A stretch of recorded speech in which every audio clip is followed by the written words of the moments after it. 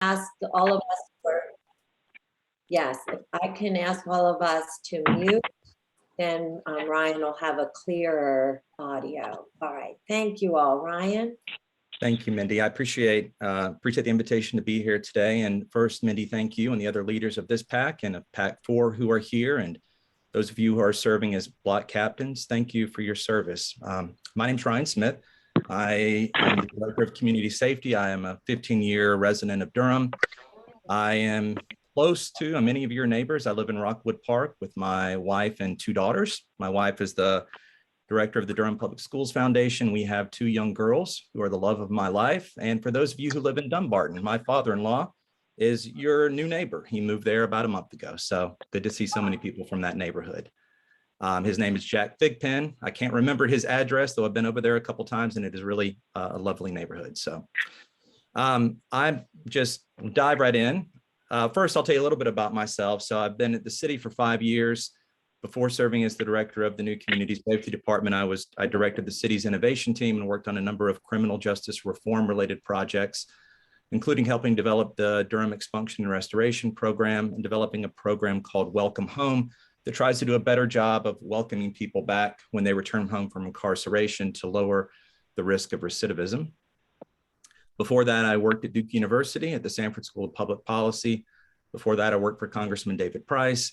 And then before that, I worked in the nonprofit sector for about a decade, working with refugee youth resettled to the United States, working in nonprofit preschools that provided free preschool to children living in poverty and a variety of other things. My background is both in public policy with a master's from Duke and a master's from the Divinity School in theology, which was about 25 years ago. So today's purpose is really to answer what Mindy said, tell you a little bit about the department, how we were formed, who we are, and what we're working on. And I did get those questions. And Mindy, I think I'll answer some of those as we go, and some of those we can pick up at the end. One second. Okay. So a little bit about the background of the Community Safety Department. So in August of 2020, under then manager Tom Bonfield, the city launched a year-long effort to better understand our calls for service. We partnered with RTI, and we formed a cohort of other North Carolina cities, included here in Raleigh, Cary, Burlington, Greensboro, and Winston-Salem. In Durham, we partnered with RTI and conducted a in-depth analysis of 3 years of 911 calls from 2017 to 2020. That was about 1 million calls that came into Durham over that time, with the goal of really better understanding why people call 911, what are the outcomes of those calls. We also partnered with RTI to conduct a use of force analysis to understand which calls have been associated with use of force. The DPD does a great job of tracking use of force, from everything from use of soft hands to other types of use of force.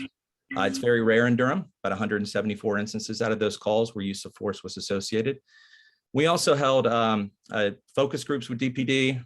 We conducted surveys with both our law enforcement and fire to understand their experience as crisis responders, any gaps that they identified. All of this information is available online at the link here, and I can share these slides with Carmen so they can go out to all of you, where you can see all of the findings from that, things that were presented to council.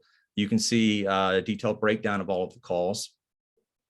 So this work was part of what informed our new city manager, Wanda Page's decision to create a new community safety department. Let me talk a little bit about that. So our department exists to bring people together across neighborhoods, across government agencies, across community organizations, to develop additional approaches, additive things on top of what we're already doing that we can take to enhance public safety. And specifically, our department is charged with things that may not involve a law enforcement response or the criminal justice system. Those things are absolutely crucial in our public safety, to public safety in Durham, but there are other things that we can also do that can help create more of a shared sense of safety and security. As I mentioned, this was voted on June 21st of this year. The department officially came into existence on July 1. We have an initial staffing allocation of 15 positions, and about half of those are going to be dedicated to alternative response pilots to a subset of 911 calls that I'll talk more about. That's what I'll focus most of my remarks on today. We have 3 priority areas in our first year. The first is to pilot some new ways of responding to a subset of 911 calls with a particular focus on nonviolent calls related to mental health and behavioral health needs, to calls that may involve persons who are unsheltered or housed or be poverty related, and to calls that may involve substance abuse. And I can talk a little bit more about that. We are also working, part of our goal both now and as we continue to advance, is to work in collaboration with community to understand other ideas and things that we can be supportive of, things that we can invest in that can help add to a shared sense of safety and security in Durham. One of our early focuses is supporting the Community Safety and Wellness Task Force, which was jointly created by our City Council, our County Commission, and Durham Public Schools. It's a 17-member body, community-led. We do not drive that agenda, but we do have staff that are assigned to, and are the only department that has staff assigned to be a support to that group and helping them succeed in their work. And that means helping answer their questions, helping provide them with information and data that they request. But again, the agenda and the things that they're focusing on are both set by the bylaws that govern that body, but also are dictated by that group and their vision for the work. The final thing is that we have a number of contracts that are work that others are leading, that are not necessarily city programs, but that our department is responsible for administering the funds, for providing evaluations and recommendations back to City Council.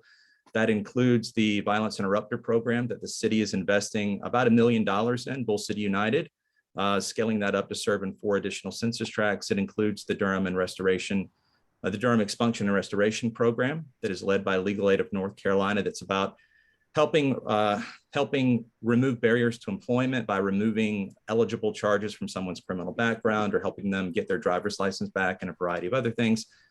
And also some contracts with Project Build, another gang violence or gang reduction strategy, and with the Administrative Office of the Courts for some district attorney-led initiatives. Those are things that have existed in the past that moved over to our department.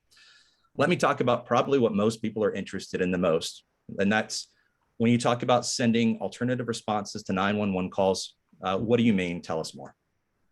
So first, let me tell you how we're going about this. First thing I want to highlight is, in spite of what you may read in the papers or hear from others, this work is not currently happening in Durham. We are taking time.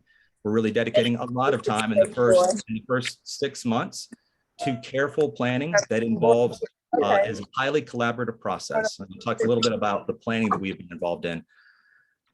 First, we're taking time to, in venues like this, but in a lot of other places, to be listening to the community and understanding your concerns, your ideas. We have held virtual forums. We are holding community listening sessions and workshops in various parts of the community. That work will be ongoing. It's work that we're committed to, work that we're starting now, and that we will continue as long as we're a community safety department.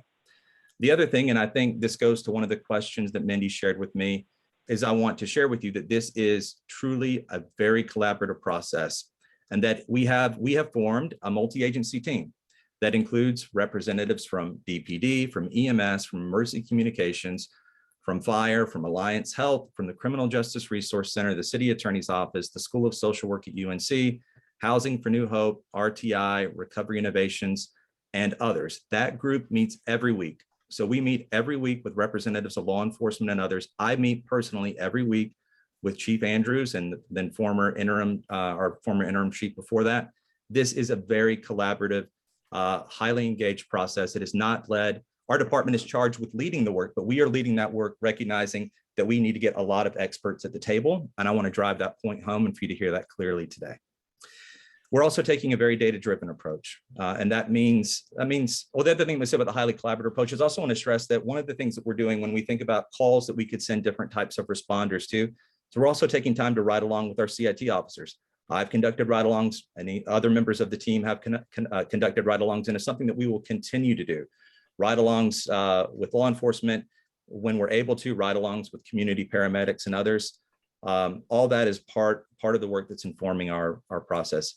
It's highly data-driven, looking not only at the 3 years of calls, but continuing to work closely with law enforcement and others in emergency communications to dig deep into what we know about the calls, understanding for various calls under consideration, what does a call taker know at the moment that someone calls 911? How many of those calls have resulted in an assault on an officer? The various ways that we can look at the data to try to understand needs of individuals, and the risk involved in those calls. And that's ongoing.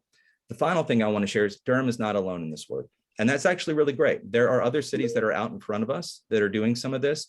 And we are taking full advantage of the opportunity to learn from other cities who are committed to this work, some who have been doing it for 6 months, some for a year, some for longer. And that has been really informative. And I'll talk a little bit about that today.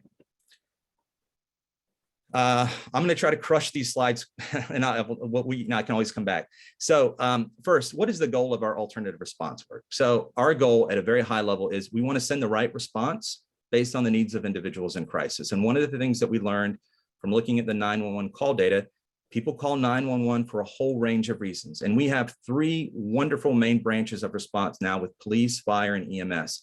When you look at the variety of reasons for which people call 911, I think that we really want to match the needs of people in crisis with responders. Looking at the needs of our callers suggests that having greater variety and having some additional response personnel can help us best match the needs of people in crisis with the right personnel and training. Our law enforcement, our fire, EMS, they do a wonderful job. We also ask too much of them. And part of the goal, if we're successful in sending the right response to people's needs, is that we can also free up law enforcement time for other areas where we need the most, including violent crime, which I know that you all are very focused on. When we think about sending the right response, we are thinking about 3 key moments. That is starting with the call. When someone calls 911, how can we best identify calls that can be appropriate for other responders? What type of in-person response, additional response could we send that matches people's needs with training and personnel? And then what does it mean to follow up after a crisis to make sure that people are connected to the care that they need so that we can reduce the likelihood that people have to call 911 again? I'm going to talk about, first let me talk about the call. And there's a particular model that we've been learning a lot about called crisis call diversion. Crisis call diversion embeds licensed mental health clinicians into the 911 call center to help better triage and respond to calls that are non-emergent, non-life-threatening, that may have a mental or behavioral health need involved in it. Crisis call clinicians can do a lot of things in a 911 call center, a lot of things that just make sense. And again, we've been learning with police and EMS and emergency communications, and everyone agrees there's a lot about this that just makes sense. So crisis call clinician, first, they're better positioned for calls that are nonviolent, that are non-emergent, but they may involve a mental health need. There are some calls that a crisis call clinician in a call center can just help address without needing to dispatch anyone. They also can be very helpful when we have to dispatch individuals in a moment of crisis.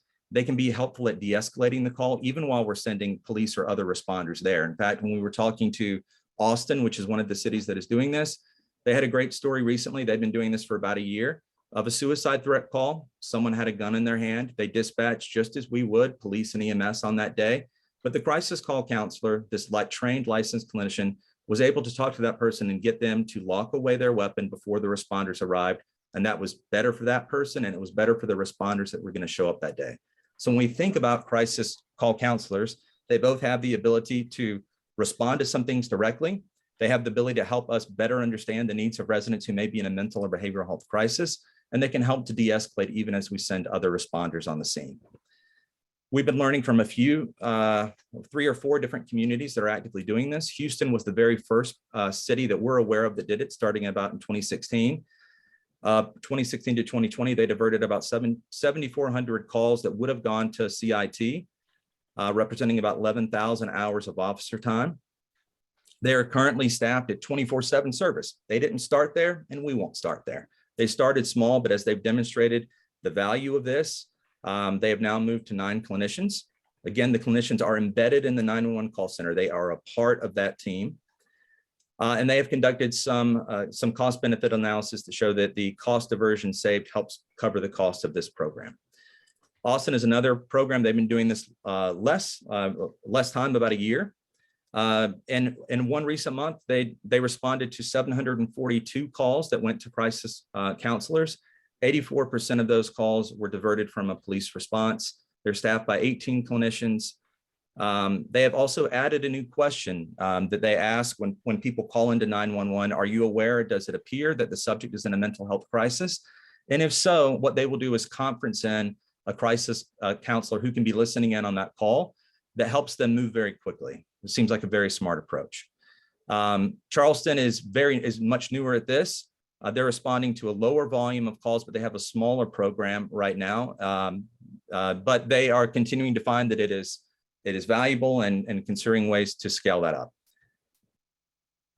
Let me talk about in-person response, because I think that's probably, and I'm going to have to, I'll probably tie it up after this. I think this is the one that people are most interested in. So first, I want to drive home how we're going about this. Again, I mentioned a collaborative approach. That collaborative team, we are really digging deep and looking at a lot of things that it takes to do this well, including what calls would be eligible, what safety protocol do we need if we're talking about responders who are unarmed for some calls, what types of personnel models, what types of training do we need, what types of training do we want to provide before we put them out in the field, and that's being informed by law enforcement and many others. What are the protocol around who they can transport and where they can take folks, follow-up protocol, a whole bunch of things, and that we are taking our time every week as this multi-agency planning team to work on that. We're learning a lot from other cities. So there are other cities that are doing this today. And I will maybe just in the time left, talk about one example. First, safety measures, because I think a lot of people, when you say you're going to send unarmed responders to some calls, one of the main questions we get is, how are you going to ensure their safety? It is a great call and a great question and something we're taking very seriously. We're looking at what other cities are doing and what they're demonstrating. There are, multiple different things that cities do to mitigate risk. There is risk in everything that we do, and I'm not going to sugarcoat that. There's risk and uncertainty. But in setting exclusion criteria, if there's a weapon present, if the person is exhibiting violence, those things would be exclusions, regardless of if it's an eligible call. These teams would be completely visible to dispatch. They'd be dispatched through our 911 system. We will know where they're at, just like we know where other responders are at. They would have police radios, as other responders do, and are able to radio for backup. And we will make sure before they go out in the field that will have a couple of months of rigorous safety training. When we look at other cities, Denver's been doing this. I'll talk a little about that. They've responded to 1,700 calls with 0 calls for police backup. San Francisco responds to about 700 calls a month. They've had to call for backup on about 2% of calls. None of those calls have resulted in arrest or violence. Eugene, Oregon, which has been doing this for over a decade, responds to about 17,000 calls a year. They call for backup on about 2.3% of calls. And similarly, their safety protocol work. That is part of the safety protocol. I'm gonna run out of time here, Mindy. So just Denver, let me just quickly tell you Denver, because I think it helps to hear what one model's like. Denver has a 2-person team, right? Every city that does this has a multi-person team that goes. This is a common model, a licensed clinician, and an EMT or paramedic who respond. They send them to calls for general assistance, calls for intoxicated persons, where again, exclusion criteria, like no weapon, no violent, public indecency, suicide related, not active suicide, but suicide with no weapon present, but someone who is considering it, who calls 911, syringe disposal, transporting folks who need to get to places for various needs, trespass, which really often involves unsheltered persons who may be sleeping in doorways of businesses, welfare checks. I'll skip this slide. So the top calls that they responded to in their first 6 months of their pilot were welfare checks, trespass, unwanted persons, and calls for general assistance. They didn't have to call for police backup a single time because they got their protocol right and their 911 system at identifying calls that were appropriate for this. They respond to calls in about 28 minutes. Every community that we talk to can get to a call in less than 30 minutes is something we'd aim for as well. They started small. They started with one team in a set geographic area, but after their first year, their Denver Police Department is a big fan of this. It started there, it's moved outside of it, but they're a big fan and their city has invested more in it. Denver has a very robust co-response model. We're looking at that as well. But even with a robust co-response, which means sending law enforcement and a clinician to some calls, Denver has found it, including their police department, very beneficial to have unarmed responders for some calls. And they are scaling that up this year after a successful pilot, moving from 1 team to 6 teams, increasing their service area and their hours of operation. Let me stop there. The rest thing I was going to talk about is follow-up and come back and talk more about that. This gives you a sense of what it looks like, how we're going about it. This work, I guess the final thing I'll say is we update City Council in January. We will come and talk in more detail about the plans that our multi-agency team is developing. a timeline for when that work will begin. It won't begin until our aim is to begin this fiscal year, but it probably won't begin until spring because it will still take time for recruitment and things like that. But again, January, we come back to a work session. There'll be a lot more details available then. Our website's here, Anise and I's email, and we really welcome your questions and follow-up. And I'll pause there. This is wonderful, Ryan. Thank you so much. And if we need a couple more, if we have any questions, this is a great time for questions, and we can go ahead and allocate 5 minutes for questions.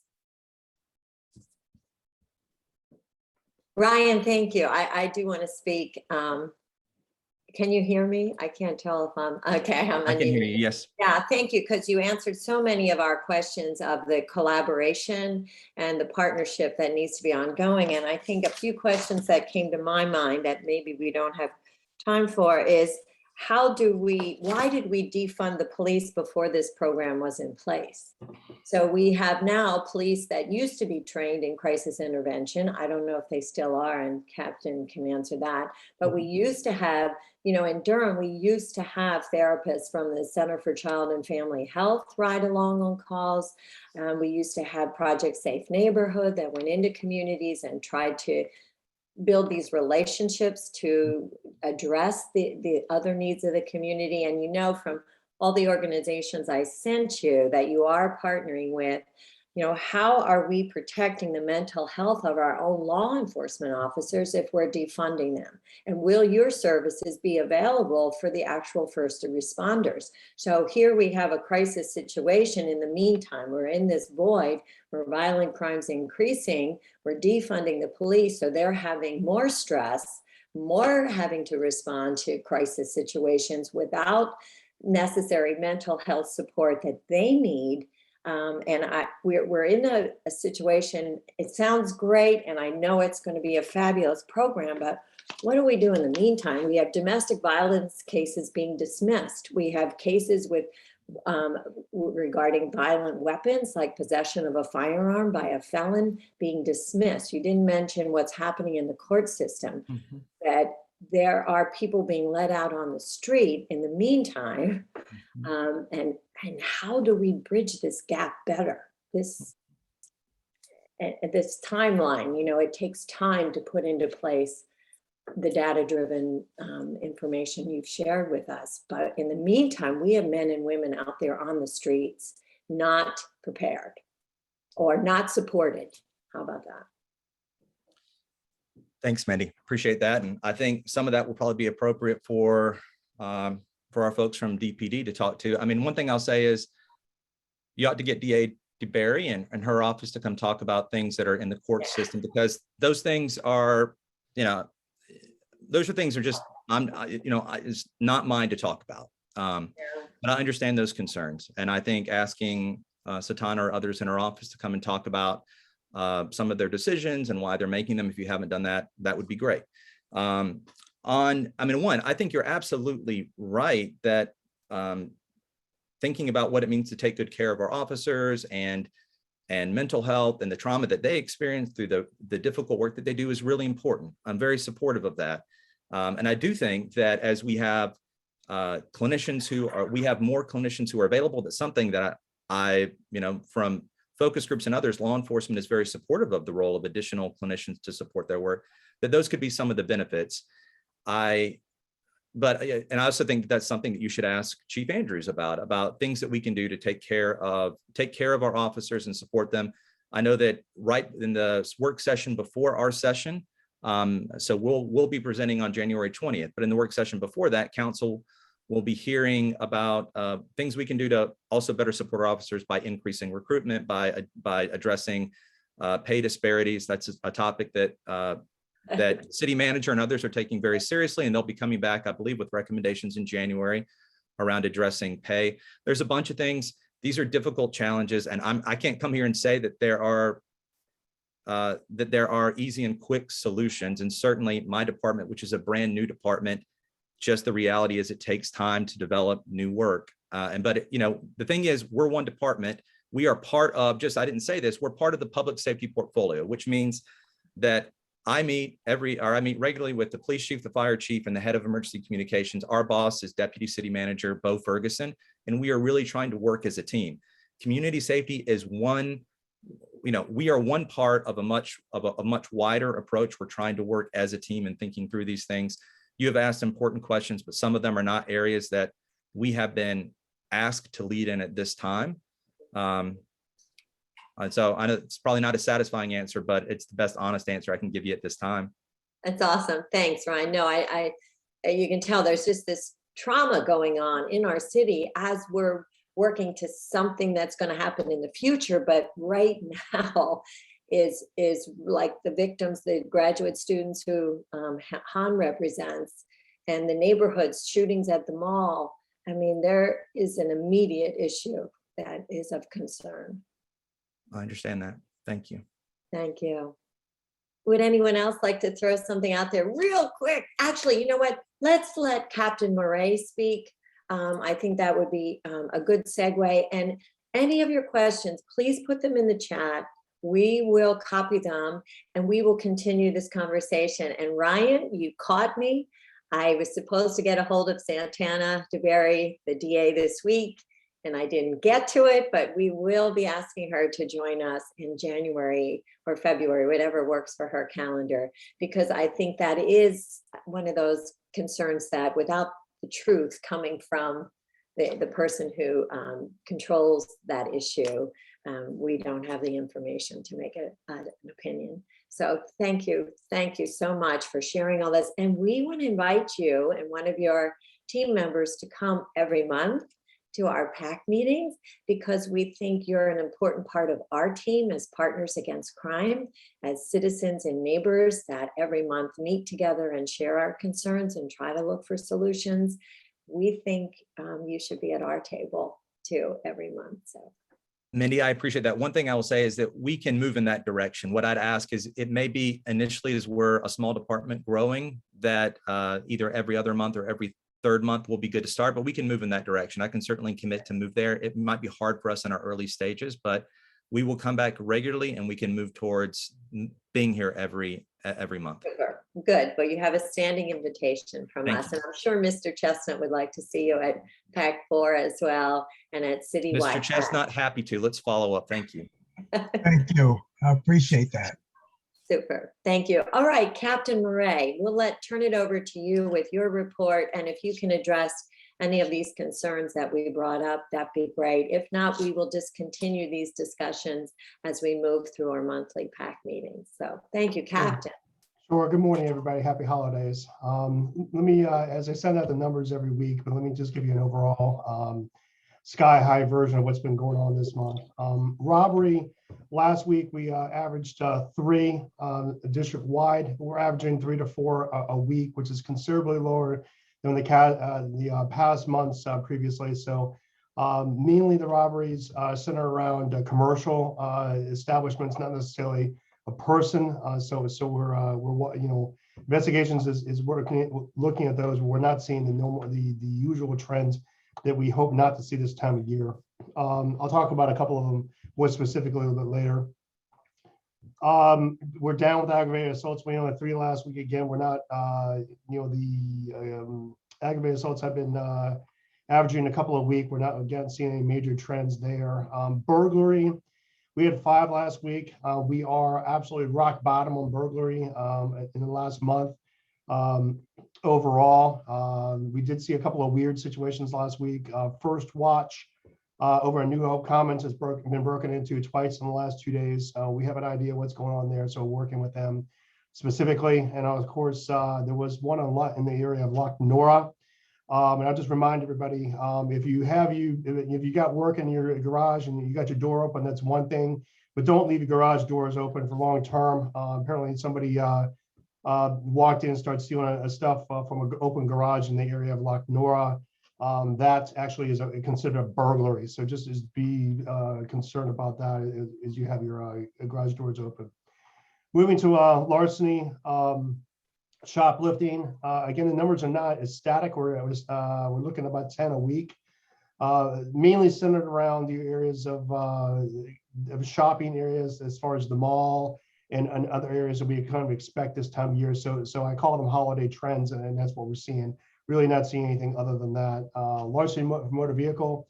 Again, we're averaging about 10 a week, plus or minus. Numbers are still up in this area, not only with us, but citywide. The biggest things we've seen in the last couple of weeks, catalytic converters are being stolen. We had a couple of instances where multiple catalytic converters were sawed off of vehicles. The vehicles they're being hit right now are older model Priuses. We do have a couple of leads on some suspects, and investigations has that. They're working on that. The other one is that we've had a couple of license plates stolen. Last week we had 3. 2 of them were legit as far as being stolen outright.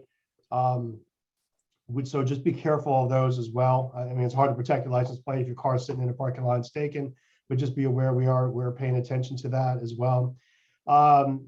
The other trends overall, and I keep mentioning this, is that, obviously the biggest issue with things being stolen from motor vehicles is people leaving things in the cars. That's ultra important now as the shopping season is going on in the commercial areas and in the shopping mall areas.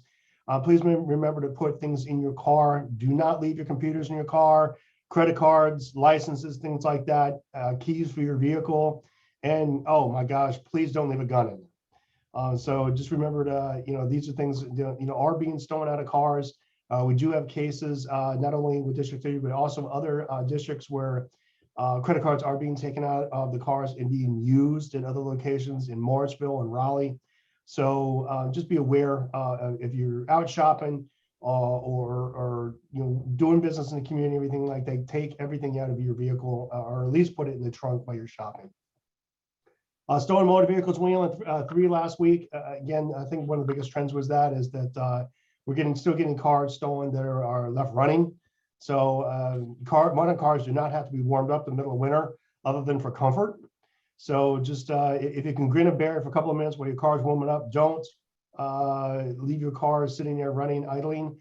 Please remember just to get in and conduct your business and try to do it while your car is warming up. That would help situations. As far as what the concerns of the district, we've been working on for the last couple of months, obviously the 2 biggest ones that Mindy keeps alluding to. One we call our 313 beat, which is the area of LaSalle Street, 400 block of LaSalle Street, and up Campus Walk. We have been tracking those. We have a number of incidents where property crime, break-in in motor vehicles, burglaries, and things have taken place. We've also had a couple of robberies and of various sorts, and a couple, at least 1 home invasion. We have been conducting directed patrols. We did have what we call pop-ups, where we bring a number of assets out, our mobile substation, safety tips and things like that to share with the community. We did one in LaSalle last week, actually the week before last, or this week, past week, we did one on Campus Walk. We are working with Duke PD in this area with directed patrols and some other patrolling situations, and we are working on some other things going on. So we're going to continue working in that area and educating residents in the area about what's going on. The bottom line is, I just think, I think there are several things going on. One of them is we just have a lot of people in that area who are walking back and forth to businesses, to their cars, to class, to work at Duke, et cetera. And they're becoming targets of people who want to do the not so good thing. So we're continuing to try to do what we can do to assist that area. The second one, obviously, my concern is the mall. We have had 3 major instances there in the last 30+ days. We're working with them very closely on safety aspects. I will make this comment to you about this, is that the mall is safe. These particular instances were not random. They were between, each individual situation was between 2 particular groups. I don't mean they're all interrelated. I just mean it was not random in nature. So we are continuing to investigate those and support the mall. The mall is doing everything they can do as far as providing security, making sure everybody's safe, and we're supporting them in that effort. Don't be surprised to see Durham police officers out there conducting patrols or whatever we're doing. And hey, we got to shop too. So don't be surprised or anything like that. It doesn't mean everything's going on. As a matter of fact, we're doing a pop up there on Monday afternoon around lunch. So our trying to get our mobile substation out there. The K9 unit's going to be out there. Motors, bringing the motorcycles out there. So, we're going to give out some safety tips, talk to some folks. So don't be surprised to see us out there at the mall. If you have to shop out there, please, it is safe. So please enjoy the mall and what they have to offer. The safety tips and everything, we're going to continue to do that. I know Officer Mock put some safety tips out there as far as Pac 3. We are going to continue doing that as I've done all month. So I'll provide those tips and some others for the rest of the year. We want to bring one to everybody's attention that I will be sending out next week. You'll start seeing that out there in Pac 3 and see it out there repeatedly. It's called Operation No Perch Packages. This is the 5th year that I put through this program. I put this program into play 5 years ago. It is a program in which Durham Parks and Recreation allows us to put bins at several of their locations to collect cardboard from all your Christmas gifts. So don't put your computer boxes and your TV boxes in front of your house. So that may make you a victim of a break-in. Actually bring them to these locations, put them in the bins, and we will recycle the cardboard for the city. We average about 2.5 tons of cardboard a year for this program. Very successful program. The 3 locations this year are Old North Durham Park on Gear Street, Walltown on West Club, and Campus Hills Park on South Austin Avenue. There'll be other reminders as it comes out, but just, this program is going to be coming out again this year. The bins will be in place a couple of days before Christmas and will be there until just after the first of the year. Okay, so please make sure you drop your cardboard there. That's all I have for District 3 this week. We're going to continue doing our work, and I wish everybody here and all the communities in District 3 a Merry Christmas. If there's anything I can do for anybody, please let me know. Minnie, back to you. All right. Thank you so much, Captain. Busy time for you and your officers, and we thank them for all the outreach they've been doing. And Han, if you're still on the call, they were out there with Duke students. And so I wanted you to know that your concerns are being taken into consideration and are being dealt with as best we can. Okay, super. Let's go to Donna. We don't want to miss our public health updates. Donna works for the county. The county is also actively engaged in providing a better quality of life for all of us. So Donna, can we ask you to keep it to 5 minutes? How's that? Okay, I'm going to do my best. Okay, thank you. Okay, good morning, everybody. I'm Donna Rosser, and I'm an injury prevention health educator with the Durham County Department of Public Health. And I just want to share a few announcements from the Health Promotion and Wellness team. On Monday, December 13th, the Durham County Department of Public Health, DCO-DPH, will begin offering booster doses of Pfizer COVID-19 vaccines for people ages 16 and 17. This update is in line with new CDC authorization and recommendation that all people ages 16 and 17 receive their booster if they're at least 6 months past their initial Pfizer vaccination series. At this time, only the Pfizer COVID-19 vaccine is authorized for people ages 16 and 17. To receive a booster vaccination at DCO-DPH, all eligible individuals may call 919-560-9217 to schedule an appointment or visit our clinic at 414 East Main Street, Durham, North Carolina, 27701. During our walk-in hours, Mondays, Wednesdays, and Thursdays, 9 a.m. to 4 p.m., and Tuesdays, 9 a.m. to 6 p.m. Individuals seeking to receive a booster vaccination should bring their vaccination cards indicating the brand and date of their original vaccinations. In addition to booster vaccinations for all people 16 or older, DCO-DPH also continues to provide first and second dose vaccinations for all people ages 5 and older, and third dose Moderna and Pfizer vaccinations for people who are moderately to severely immunocompromised. For more information on COVID-19 vaccines at DCO-DPH, visit DCO Public Health /COVID vaccines. And I'll put the link in the chat. What we know about Omicron. How easily does Omicron spread? The Omicron variant likely will spread more easily than the original SARS-CoV-2 virus, and how easily Omicron spreads compared to Delta variant is unknown. CDC expects that anyone with Omicron infection can spread the virus to others, even if they're vaccinated or don't have symptoms. Will Omicron cause more severe illness? More data are needed to know if Omicron infections, and especially reinfections and breakthrough infections in people who are fully vaccinated, cause more severe illness or death in infections than other variants. Will vaccines work against Omicron? Current vaccines are expected to protect against severe illness, hospitalization, and deaths due to infection with the Omicron variant. However, breakthrough infections in people who are fully vaccinated are likely to occur with other variants like Delta vaccine. Vaccines have remained effective at preventing severe illness, hospitalizations, and death. The recent emergence of Omicron further emphasizes the importance of vaccination and boosters. Vaccines remain the best public health measure to protect people against COVID-19, slow transmission, and reduce the likelihood of new variants emerging. Be sure to get connected with our list of free and timely webinars that cover timely information to help you lead a healthier life broadly. And I'll include that link as well in the chat. So I'll put the links in the chat. And also, I just wanted to mention that I'm the chair of the Durham County Gun Safety Team.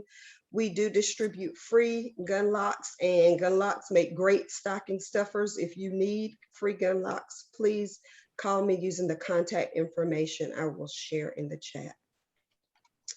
Thank you. Any questions? Super, super, super, Donna.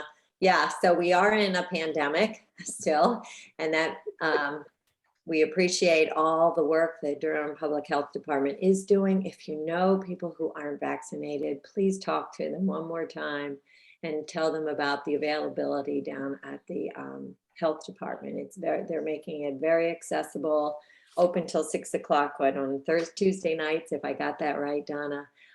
So people can go after work at lunchtime, whatever. Thank you, Donna, for all that good support there. And the gun safety issues, that's, if you know people who own guns, please have them lock them up. Suicide and gun violence is out of control, unfortunately. Suicides are up. It's a tough time for people mentally, so let's do our best to lock up those guns. Okay. Any other questions for Donna? She's put everything in the chat. That is super. Carmen, do we even mention our business for the PAC? We need some more officers, guys. We need you to step up and be part of the leadership team.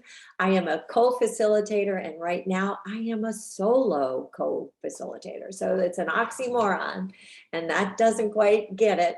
So I'd love one of our South Point, Dunbarton, any of you wonderful people who come regularly to step up. We would love to have you as part of our leadership team for PAC 3. We are hoping to have Santana DeBerry. That was on my agenda. I apologize. I was supposed to get a hold of her this week, but we are hoping to have somebody from the district attorney's office in January. We'll continue to always have our commander and command staff, and Officer Mock has asked us to share a whole bunch of safety tips. So please join the listserv, the PAC 3 listserv. You will automatically get the captain's weekly reports. You'll get the safety tips to share with your neighborhood. So we ask that you take everything you've learned today and share it with your neighborhoods. And if you need anything to do that with, literature, we can always send you that via email. Carmen, did I miss anything there? I just want to add one thing very quickly. So we are considering perhaps either moving our PAC meetings hybrid or in person in the spring. So just start thinking about it, and we can maybe perhaps cast a vote in January. But we are thinking there are, a lot of residents who do not have the ability to connect virtually. That's where hybrid may take in place, where we may go a place and sort of have like a live screen so they can also participate, or go back to the Lion Park Recreation Center where our PAC met before COVID broke out. So just one thing to think about. The other thing that we want to discuss is Pac Funds. We're already halfway through. Ever. Let me go ahead. We are already halfway through our fiscal year. We have provided our funds. Conference call for the city of Durham, and there we go. Sorry about that. We have provided funds for our National Night Out event. This happens every August.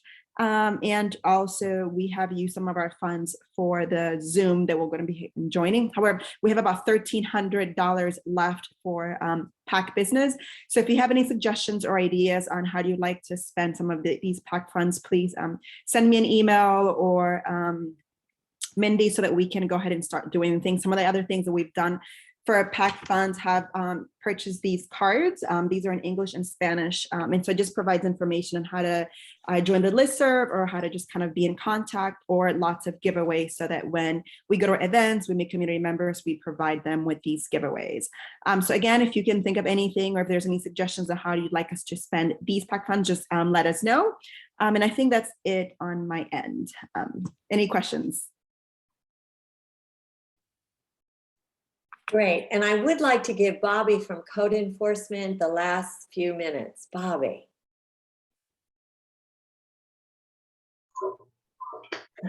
Okay, I don't I don't have a PAC meeting report prepared currently, but if anybody has any questions for me, I'm willing to answer them. Well, why don't you tell the community what you do for our neighborhood? Yeah, I do minimum housing code enforcement. I typically respond to complaints by residents about things that landlords aren't typically fixing. If I see a house that's in disrepair, I cite things that are within the NIS ordinances and enforce that they repair them. Our aim at Neighborhood Improvement Services in the Code Enforcement Department is to keep the neighborhood looking good. So he's the guy to call. If you see a weedy lot, if you have Rosedale, Bobby, I hope in PAC 3 in Lion Park, Rosedale has some houses that have been under construction for years now. And I do have a couple cases on Rosedale. You good? Okay. Well, I'll text you those if you don't have them. Oh yeah. If anyone has any concerns about your neighborhood as far as the housing conditions are concerned, feel free to contact me.